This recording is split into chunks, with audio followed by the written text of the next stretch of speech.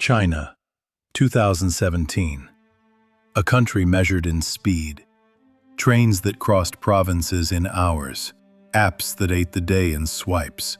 Ambitions that outpaced sleep. For a long time, tea had been more than a drink. It was culture, heritage, stillness in a cup. But the cities were changing, and with them changed the meaning of modern life. Coffee, once a foreign habit, became the scent of urgency, of meetings that couldn't wait, ideas that needed fuel, and youth that refused to slow down. Into this rush stepped a company with a promise as smooth as fresh foam. Luckin Coffee. No long lines, no chatter across a counter, no premium price to feel Western. Just an app, a QR code, and a cup that arrived so fast it felt like magic. In a country of scale, Luckin claimed it had made coffee scalable. It didn't want to build cafes. It wanted to build a system. A map of nodes and data points, each cup an entry, each discount a lever. Analysts called it the Chinese Starbucks. Luckin said it was faster. Investors said it was the future. And, for a while, everyone believed. This is not simply a story about fraud. It's about what happens when speed is God, data is scripture, and truth becomes a rounding error. It's about a company that sold a dream, then used fiction to keep the dream alive, until reality presented the bill. This is the rise, fall, and strange rebirth of Luckin Coffee, where profit met ruin, and ruin learned how to sell lattes. The story begins with two names, Qian Jia, known as Jenny Qian, and Charles Liu, her mentor and power broker. They had built and scaled businesses before. They understood capital, optics, and the choreography of growth. China had luxury coffee already. Starbucks had created a ritual out of cups and couches. But there were limits: price, pace, and the inefficiency of human interaction. Qian and Liu read the city like a spreadsheet. They didn't see a cafe. They saw an API. What if coffee wasn't a destination, but a pipeline? What if the barista was a variable in a system you could optimize? What if you didn't wait in line, didn't search for seats, didn't listen to music you didn't choose? Luckin was the answer, a brand that took the social out of coffee and left the transaction. Order on the app, pick up at a kiosk, or get it delivered before your elevator reached the lobby. Coffee for the algorithmic age. They didn't pitch taste, they pitched throughput. They didn't sell identity, they sold speed. To a generation raised on super apps and micro choices, the promise felt obvious. If you remove friction, you create demand. If you price it low enough, demand becomes addiction. Luckin's stores were small, often hidden in office buildings or near subway exits. No armchairs, no playlists, no third place, no stories about beans and altitudes. These were units, engineered to produce cups at velocity. Every order went through the app. Every discount code turned into a data point. Every repeat purchase bent a curve on a heat map. The company treated location the way military planners treat logistics. If a block yielded morning spikes and caramel lattes, a new kiosk appeared within a week, sometimes within days. The algorithm decided where to open, when to staff, how much to brew. In the old world, you needed a great barista and a charming space. In Luckin's world, you needed server capacity and capital. The romance of coffee culture turned into the mathematics of unit economics. except that one number would be quietly faked later. Revenue. Addiction needs a trigger. Luckin used coupons like a drug. Free first cup, 2 for 1, escalating discounts. The app dripped urgency into your day. Limited time offers, streak bonuses, referral wins. It didn't ask you to love coffee. It asked you to love not missing out.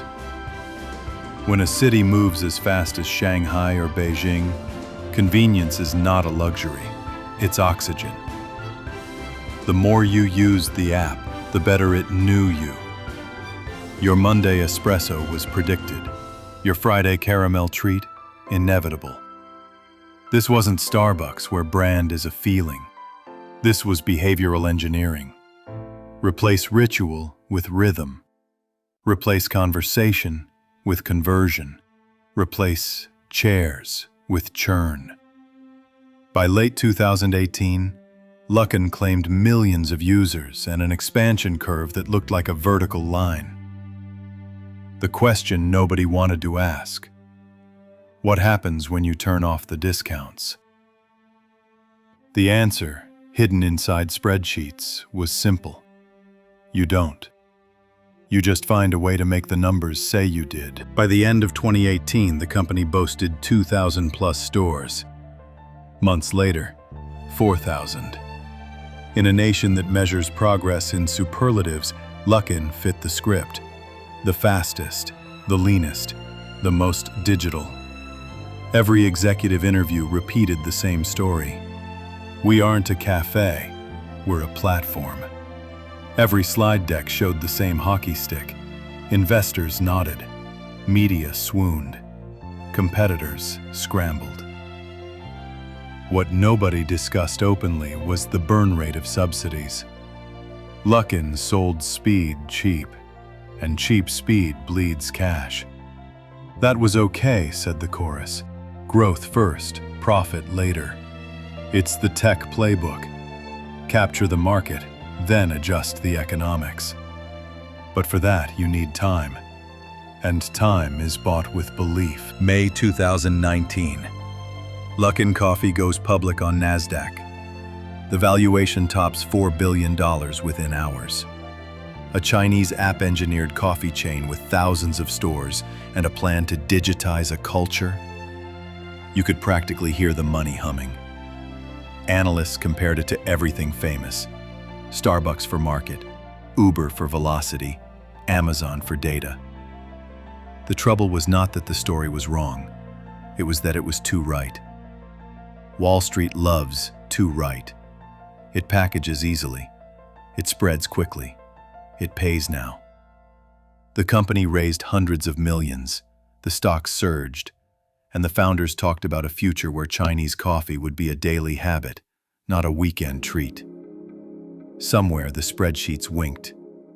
If you must sustain a miracle, you either build a miracle or you manufacture one. The alleged scheme, as later described, was as audacious as it was simple.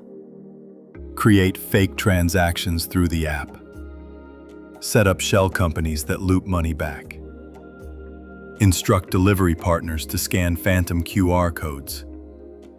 Inflate sales. Inflate confidence. Borrow against belief. Rinse and repeat. Inside headquarters, targets leapt by multiples. And somehow, each quarter, the impossible became printed truth. Employees celebrated records. Executives issued statements. Auditors were assured. The line between momentum and manipulation blurred until it vanished. If the market demanded spectacular growth, then the job of management, some appeared to believe, was to deliver spectacle. There's a saying in finance: what you measure, you manage. Luckin measured speed and scale. Soon, it managed to have both. On paper. From the outside, the brand looked crisp. Inside, the culture was iron. Employees worked punishing hours. Questions were not curiosity, they were resistance. Optimization doesn't like friction, and people are friction. Senior managers pushed numbers like soldiers push a front line, forward, regardless. When a company treats velocity as virtue, it begins to treat doubt as sin. Some staff sensed cracks. Store-level realities didn't match the miracles they read in internal memos. But loyalty is easier when the whole country is moving with you. China rewards movement. It built the Luckin machine. It also hid its rattles. In late 2019, an email reached Muddy Waters Research, a short-selling firm with a reputation for forensic skepticism. Attached, a 115-page dossier, thousands of recorded transactions, videos of storefront footfall, receipts compared with reported revenue. The conclusion was alarming. Luckin's numbers didn't add up. On January 31, 2020, Muddy Waters made it public. They were short Luckin, alleging fraud. The tweet was short. The shock was not. For weeks, the market tried to digest it. Luckin denied the claims, called the report malicious, hinted at legal action, and vowed transparency through an internal review. Chinese media decried foreign attacks. Loyal investors doubled down. Belief, once again, became a temporary bridge over a widening river. April 2nd, 2020. The bridge collapsed. Luckin announced that a senior executive and team had fabricated approximately $310 million in sales. In a single day, the stock plunged over 80%. Trading halted. Phones lit up with, "I told you so," and "Is this real?" Banks froze credit lines. Class action lawyers sharpened their knives. Auditors resigned. Inside the company, doors closed and whispers crowded the corridors. Investors didn't just lose money. They lost a story, a way of explaining to themselves why they had believed. Luckin wasn't merely a business. It was a narrative about China, tech, and modern life. And when narratives break, the fall is personal. Executives resigned. The US SEC eventually fined Luckin $180 million for accounting fraud. Nasdaq delisted the stock in June 2020. In China, regulators weighed in. A few people faced consequences. Many did not. Investors pursued damages. Headlines wrote themselves. By conventional logic, this is where the credits roll. A cautionary tale, a ruined brand, a lost future. But conventional logic misunderstands two things about modern markets. Consumers forgive faster than investors, and infrastructure outlives scandal. Luckin filed for bankruptcy protection in the US, restructured debt, shuffled leadership, and crucially, kept selling coffee. The app still worked. The coupons returned.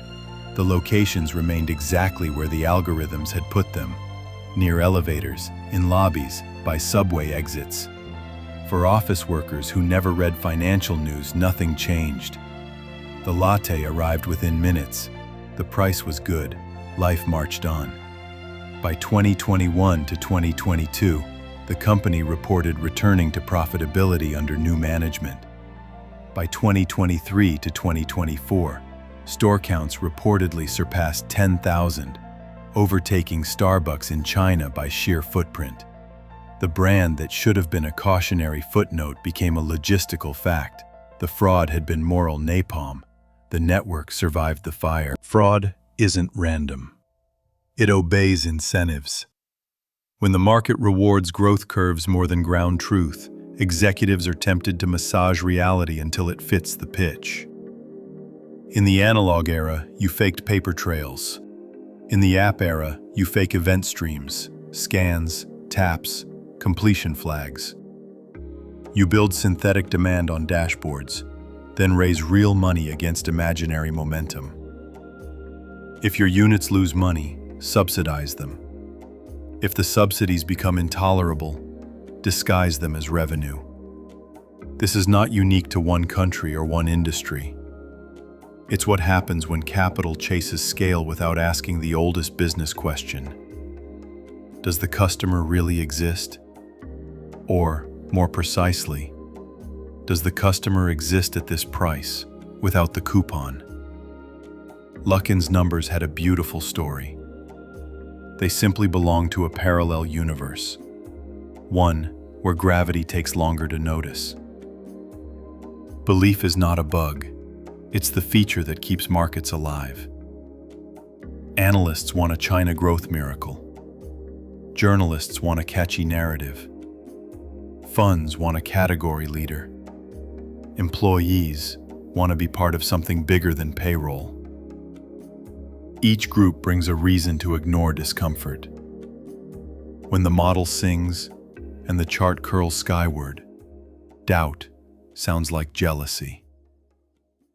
Luckin was more than coffee. It was confidence theater.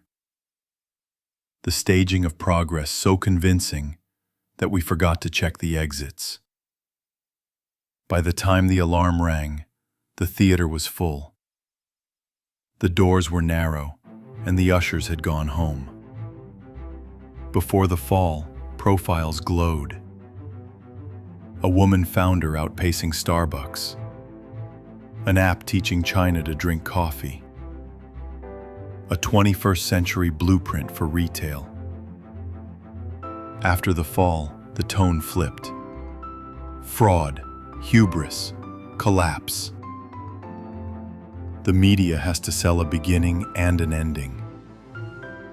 Middles are bad television. Luckin provided both poles on cue.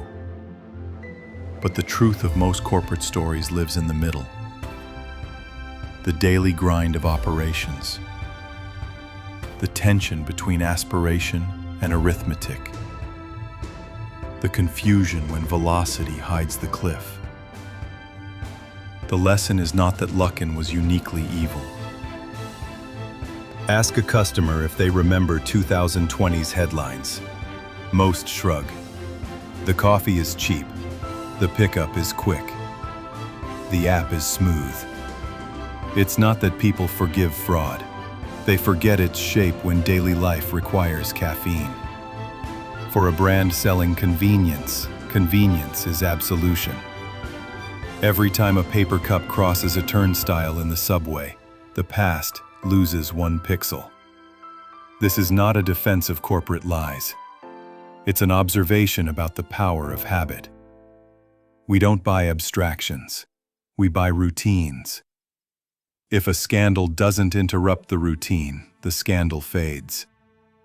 Luckin today looks like the company it claimed to be at the peak of the illusion. A massive, data-driven coffee network with relentless distribution. Under different leadership, it talks about compliance and sustainable margins. The irony burns. It became, after exposure, closer to its original promise. The skeleton built during the wild years now carries real muscle. What remains unsolved is trust. Investors can be cautious. Regulators can be watchful. But the market, impersonal and cold, respects performance. If the coffee flows and the math holds, the ticker will climb again. Under a different symbol, on a different exchange, in a different mood. This was Luckin Coffee, where profit met ruin, and ruin learned how to profit. If you want more stories about money, power, and the lies between them, subscribe to Profit and Ruin. Next time, we'll follow another empire that grew too fast to notice the ground disappearing under its feet.